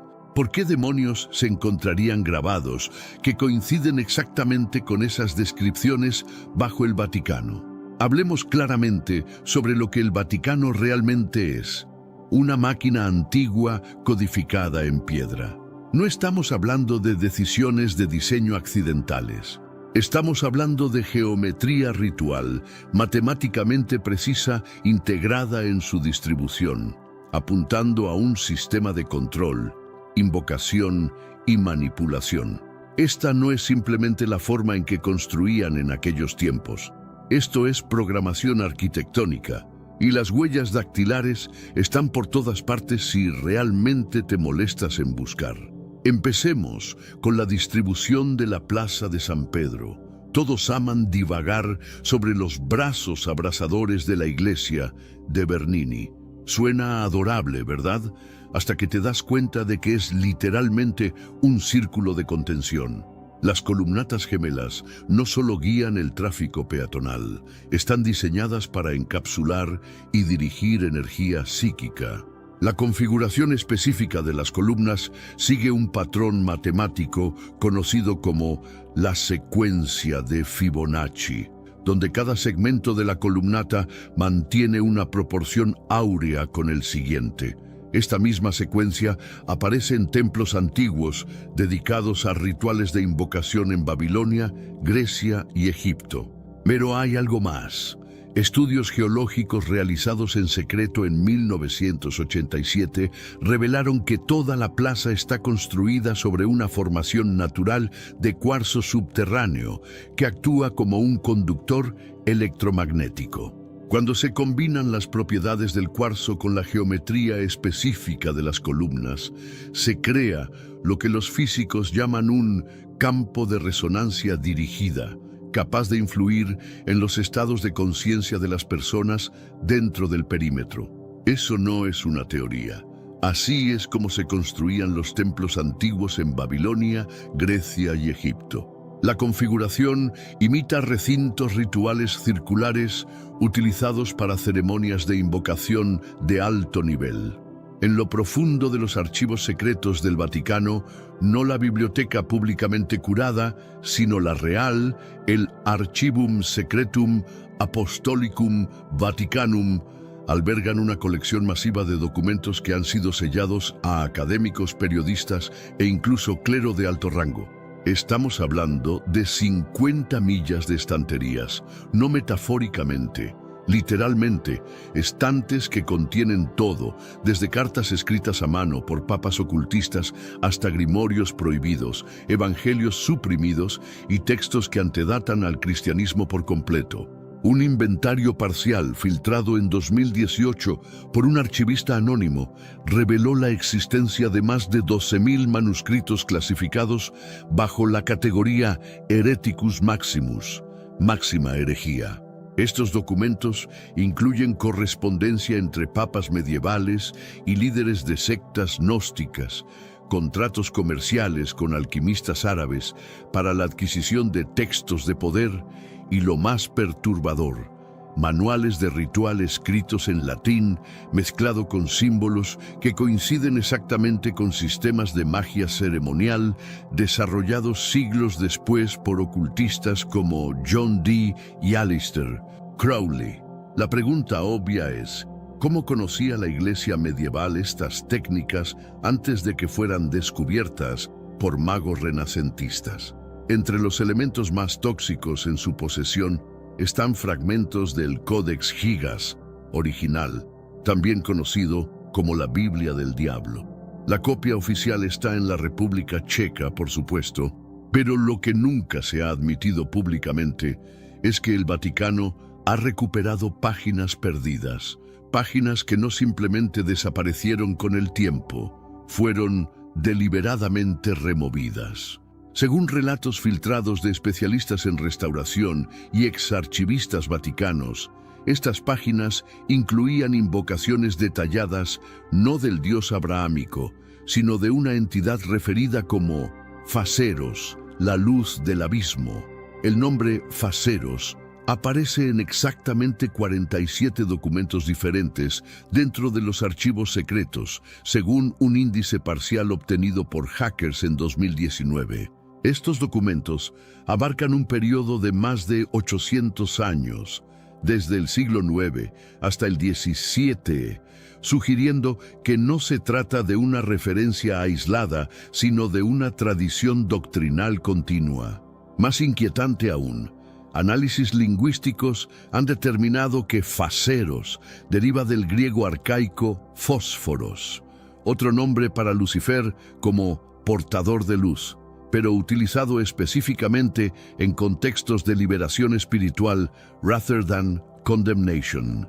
Uno de esos fragmentos, aún no traducido en registros públicos, supuestamente incluye un pasaje ritual que describe cómo la llama de la rebelión entra en el vaso de carne a través del lenguaje no hablado bajo piedra consagrada por los antiguos sacerdotes.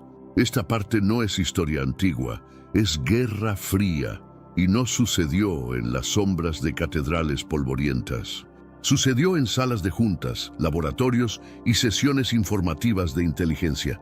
A partir de 1957, la CIA inició un programa que más tarde sería referenciado en fragmentos desclasificados como Operación Llama Negra.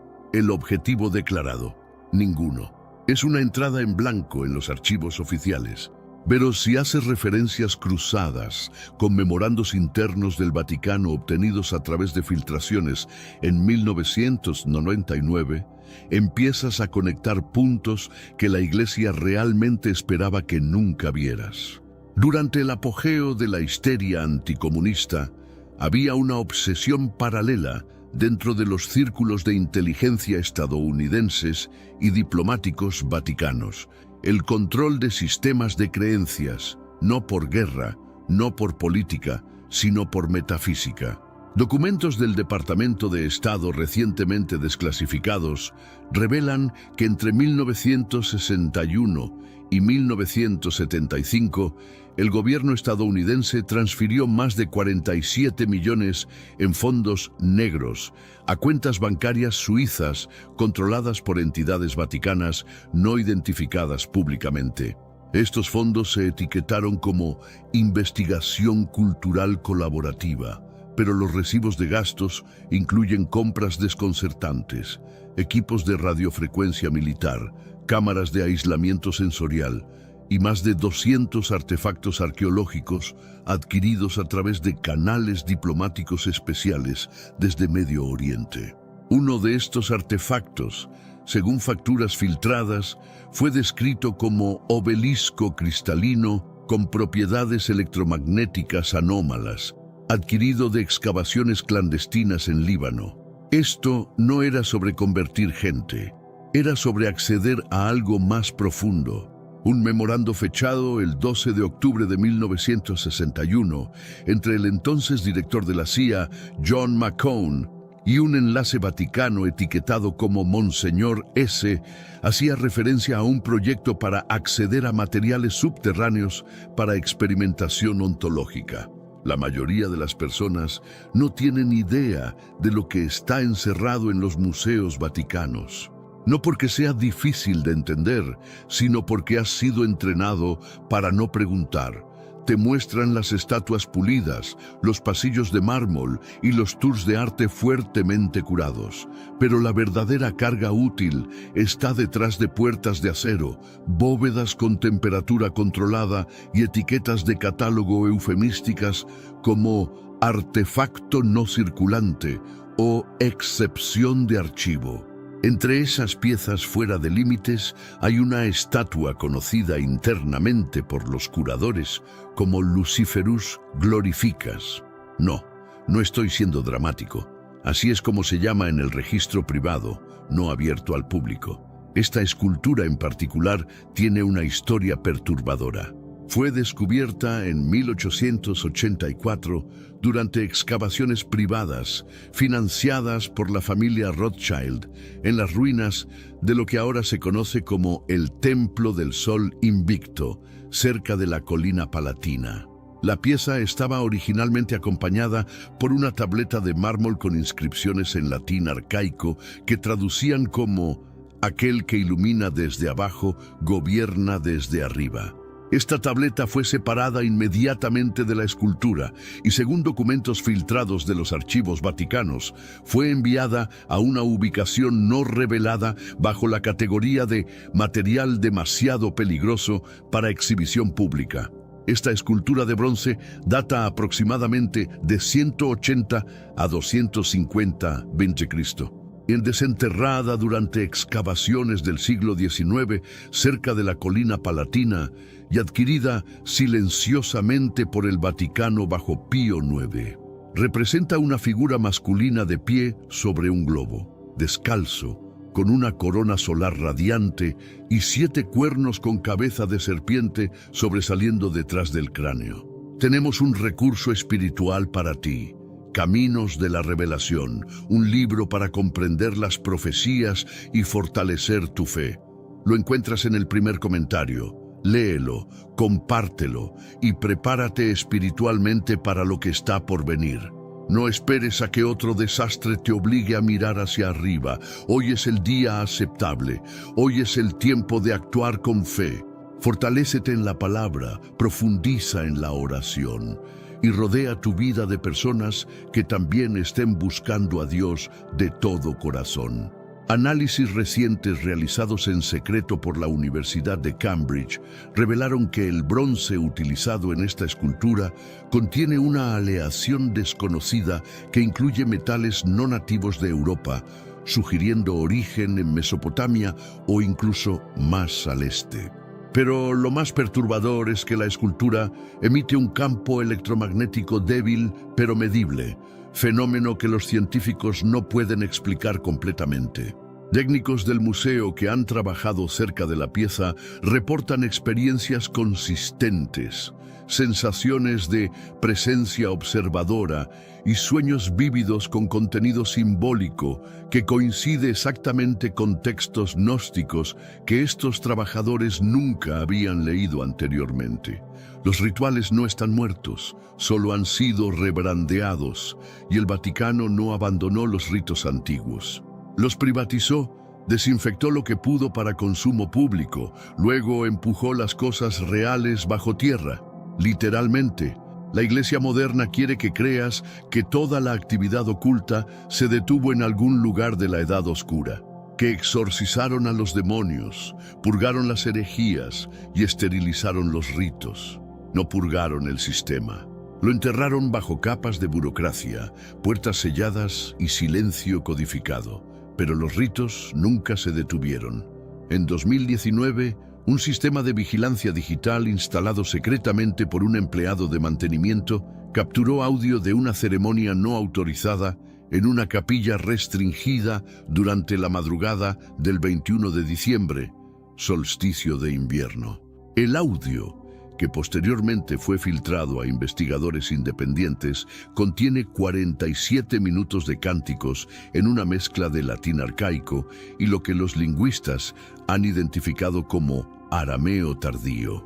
Lo más perturbador, las voces incluyen al menos 3 individuos cuyas características vocales coinciden con grabaciones públicas de cardenales de alto rango actualmente en servicio activo. El contenido de los cánticos, según traducciones parciales, incluye invocaciones a El que rompe las cadenas del cielo y referencias repetidas a la llama que precede al amanecer. Regresemos a una entrada olvidada de 1492, un registro interno escrito por un escriba anónimo en el Vaticano en una orden clerical. Describía una reunión de medianoche bajo la basílica principal que involucraba no menos de 9 miembros de alto rango de la curia. Sus túnicas no portaban el escudo vaticano. En cambio, vestían negro con pentagramas invertidos, cosidos sutilmente en los dobladillos.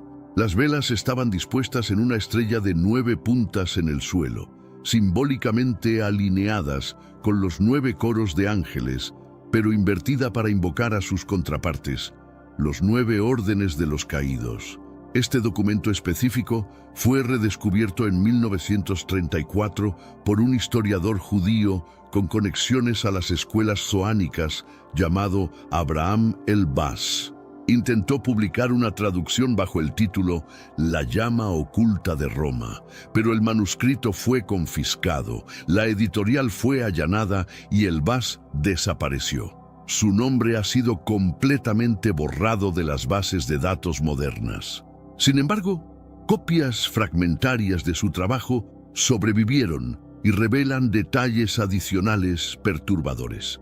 El ritual de 1492 era aparentemente parte de un ciclo ceremonial más amplio que se realizaba cada 33 años, coincidiendo con configuraciones astrológicas específicas que los astrólogos medievales asociaban con la apertura de puertas entre mundos. Hay una razón por la que mantienen el diseño del Salón de Audiencias Pablo VI de la manera que está. Toda la habitación, construida en 1971, tiene forma de cabeza reptiliana desde el interior. No te fíes de mi palabra. Mira las malditas fotografías. La arquitectura, iluminación y simetría contribuyen a un diseño que imita el cráneo de una serpiente, completo con ojos, escamas y una boca con colmillos detrás del escenario. El Papa da discursos desde esa boca. No construyeron eso accidentalmente. Los arquitectos no diseñan espacios simbólicos masivos sin aprobación en los niveles más altos. El simbolismo es intencional. Párrafo adicional. Planos arquitectónicos filtrados de la construcción original revelan que el diseño pasó por 27 revisiones diferentes antes de la aprobación final. Las primeras versiones mostraban un auditorio convencional con simetría estándar. Fue solo después de la intervención directa del Papa Pablo VI y un comité no identificado de asesores especiales que el diseño se transformó en su forma reptiliana actual. Más inquietante, los documentos incluyen notas marginales en latín que traducen como «la forma debe invocar al guardián» y el orador debe hablar desde la boca del antiguo. Estos comentarios están firmados con iniciales que corresponden a miembros conocidos de sociedades esotéricas europeas de la época. Y según múltiples documentos de planificación filtrados, el apodo interno del salón entre ciertos cardenales es Domus Serpentis, Casa de la Serpiente. Los propios registros de vigilancia del Vaticano de 1985 a 1992 incluyen más de 200 entradas marcadas internamente como presencia ritual anómala en zonas de acceso restringido. Esto incluye sonidos, patrones de luz no autorizados y firmas de calor detectadas entre las 3:00 y 4:00 am, dentro de áreas marcadas para uso ceremonial. Estas no son historias de fantasmas. Estos son registros oficiales de la seguridad vaticana y ninguno de ellos fue investigado. Un análisis técnico independiente de estos registros de vigilancia, realizado por expertos en seguridad israelíes en 2003, reveló patrones estadísticamente imposibles en las anomalías. Las actividades no autorizadas ocurrían con precisión matemática durante configuraciones astrológicas específicas, lunas nuevas, eclipses y conjunciones planetarias particulares. Más perturbador, los sistemas de vigilancia registraban consistentemente firmas electromagnéticas que coincidían con equipos de radiofrecuencia avanzados, sugiriendo que las ceremonias incluían tecnología moderna mezclada con rituales antiguos. Cuando los investigadores intentaron acceder a los datos de vigilancia más recientes, se les informó que todo el sistema había sido actualizado y los registros históricos ya no eran accesibles por razones de seguridad. Esto es sobreinversión. Dar vuelta a la cruz no significa desafío, significa reclamarla. Usar el símbolo de dominación como un dispositivo de liberación. Ese es el modelo luciferino y está integrado en el ADN de la institución, no a nivel superficial, sino en su núcleo, en su doctrina interna. Lo divino no castiga, atrapa, y Lucifer no tienta, desbloquea. Esta dualidad doctrinal no es accidental, sino sistemática. Documentos internos filtrados del Concilio Vaticano II revelan debates secretos sobre la necesidad de mantener dos niveles de enseñanza, uno para las masas y otro para los iniciados. Cardenales progresistas argumentaban que el conocimiento completo desestabilizaría la estructura social, mientras que conservadores insistían en que la verdad debe ser administrada gradualmente a través de grados de comprensión. La decisión final fue institucionalizar oficialmente esta estructura dual, creando lo que internamente llaman doctrina exotérica para el público y sapientia oculta, sabiduría oculta para líderes selectos. Por eso está retratado en su arte prohibido, codificado en sus planos arquitectónicos y estudiado en sus cámaras subterráneas. No lo temen, lo respetan. Y aquí está la parte más jodida. Creen que no estás listo. Piensan que las masas no pueden manejar este conocimiento, que si el mundo viera la cosmología real bajo la que operan, colapsaría bajo su propia disonancia cognitiva. La evidencia de esta mentalidad elitista aparece constantemente en comunicaciones internas filtradas. Un memorando de 2015 entre miembros de la Curia Romana discute abiertamente el peligro de revelación prematura y la necesidad de mantener el velo hasta que la humanidad evolucione espiritualmente. Otro documento de 2018 menciona planes para revelación gradual durante los próximos 50 años de verdades históricas seleccionadas, pero solo bajo condiciones controladas y con narrativas preparatorias apropiadas. Esto no es especulación, es planificación estratégica para la manipulación a largo plazo de la percepción pública. Entonces, siguen vendiendo la historia externa. Dios en el cielo, infierno abajo, papa en el medio. Sigue rezando, sigue confesando, sigue temiendo. Así que dejemos de pretender que esto es sobre moralidad. Esto es sobre poder. Y han elegido enraizar su fuente interna de poder, no en el mito de un Dios celestial perdonador, sino en el fuego de la rebelión, en la mente que cuestiona, en el ser que dijo no a la sumisión. Lucifer para ellos no es el caído, es el elevado, el catalizador, el iniciador, y han construido su templo bajo tus pies mientras te dicen que te arrodilles encima de él. La ironía final es que mientras las masas buscan salvación en las iglesias de superficie, los verdaderos centros de poder espiritual operan en las profundidades. Cada oración murmurada arriba alimenta energéticamente los rituales realizados abajo. Cada donación al ministerio de Dios financia la preservación de conocimiento prohibido. Cada acto de fe ciega fortalece un sistema que venera exactamente lo opuesto de lo que predica. No es coincidencia, es diseño perfecto. Una máquina de control que se alimenta de la devoción de sus víctimas mientras honra secretamente al símbolo de su liberación. Pero esto no termina en las criptas polvorientas del Vaticano. Esta red se extiende a través de tentáculos que alcanzan las élites financieras, políticas y culturales modernas. Estamos hablando de una estructura de poder que ha evolucionado, se ha adaptado y ha infiltrado sistemas contemporáneos con una precisión que haría sonrojar a cualquier conspiración gubernamental. Empecemos con algo que puedes verificar ahora mismo: la arquitectura de los edificios gubernamentales más importantes del mundo.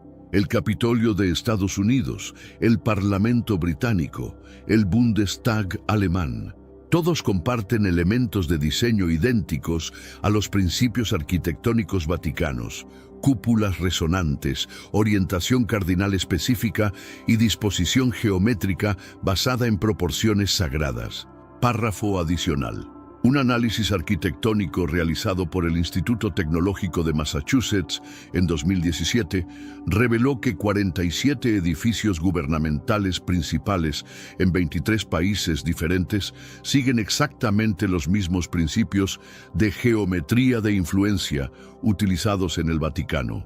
Estos edificios no solo comparten proporciones matemáticas, también están conectados por líneas de energía geomagnética que los especialistas en geofísica llaman líneas ley globales.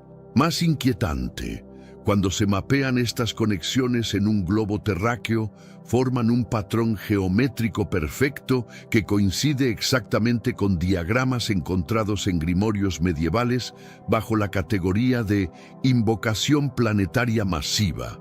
No es coincidencia, es replicación sistemática de un modelo de control probado. ¿Has notado alguna vez cuántos logotipos corporativos, sellos gubernamentales y símbolos institucionales contienen elementos que rastrean directamente hacia iconografía luciferina? El ojo que todo lo ve, las llamas ascendentes, las serpientes, los pentagramas disfrazados como estrellas. Estos no son guiños casuales ni coincidencias de diseño. Son marcadores, firmas de membresía en un club que la mayoría de la humanidad ni siquiera sabe que existe. Un ejemplo particularmente flagrante es el nuevo logo del Foro Económico Mundial, introducido en 2020.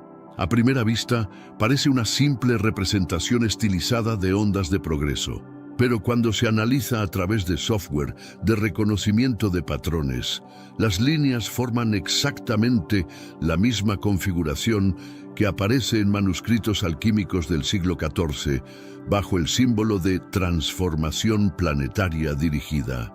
Diseñadores gráficos independientes que han trabajado para corporaciones Fortune 500 confirman que estos elementos no se incluyen por casualidad. Existen bibliotecas de símbolos aprobados, distribuidas a agencias creativas selectas, y muchos de estos símbolos provienen de fuentes que los diseñadores nunca cuestionan, pero que deben usar por requisitos del cliente. Grandes corporaciones, bancos centrales, organizaciones internacionales, todos operando bajo la misma simbología, siguiendo los mismos principios arquitectónicos, implementando los mismos métodos de control psicológico. El sistema educativo moderno no es accidental. La estructura de aulas, la disposición jerárquica, los métodos de repetición y memorización, todo está diseñado para crear mentes obedientes, no pensadores críticos. Y adivina qué institución desarrolló estos métodos educativos durante siglos antes de que se secularizaran. Exacto, el sistema escolar jesuita, perfeccionado en seminarios vaticanos y luego exportado al mundo como educación moderna estándar. Documentos educativos del siglo XVIII revelan que los jesuitas desarrollaron técnicas específicas de moldeo mental, que incluían periodos calculados de tensión y alivio, repetición ritualizada de conceptos y lo que ellos llamaban fragmentación de la curiosidad natural. Estas técnicas fueron diseñadas originalmente para crear sacerdotes obedientes que nunca cuestionaran la doctrina. Cuando los sistemas educativos nacionales se establecieron en los siglos XIX y XX, adoptaron estos métodos exactos sin modificación.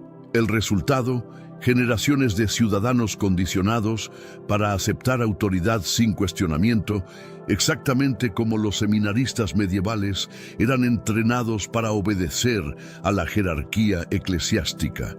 La programación comienza temprano.